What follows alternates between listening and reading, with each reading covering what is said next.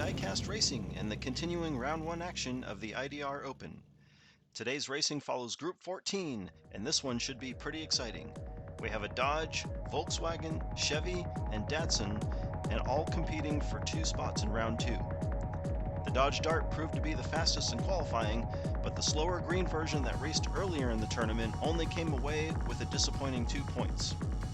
The Volkswagen SP2 was just a hair slower than the Dart, and overall it's a slightly smaller car. The 1969 Chevelle is comparatively slower, but has a much larger frame and weighs a few more grams than the other cars of the group.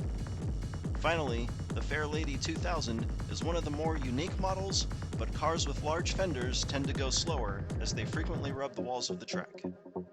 The Dart and SP2 have the front row for lap 1. The Dart quickly jumps out front, and he's already wrecked. The field flies by into the triangle. The SP2 looks very fast, and I think the Chevelle has also wrecked behind him. The Fairlady creeps across the line in reverse and takes second place.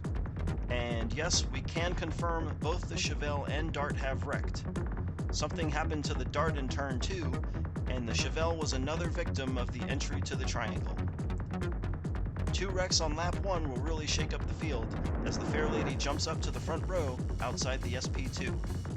The Dart and Chevelle will need to drive very carefully the rest of the way, as no car in the tournament has been able to survive 2 wrecks in a single round.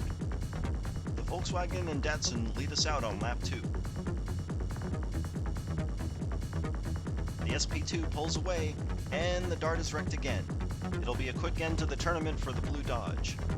The SP2 maneuvers expertly through the triangle, and this one will be no contest.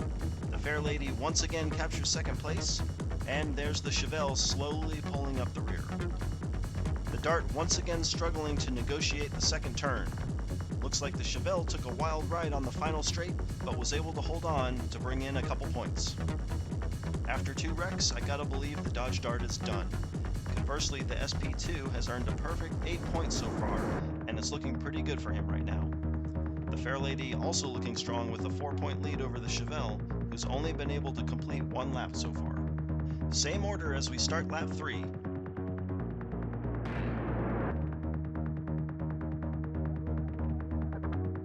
The SP2 out front again, and the Dart is once again on his roof.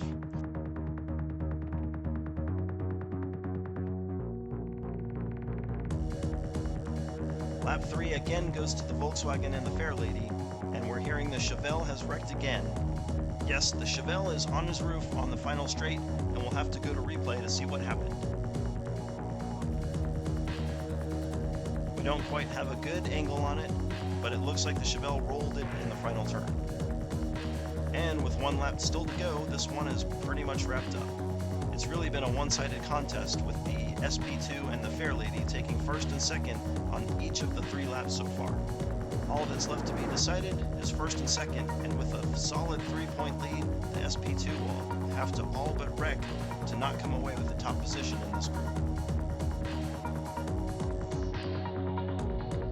The same order one more time, and the SP2 again jumps out front. The SP2 spins, but all 4 cars make it through turn 2.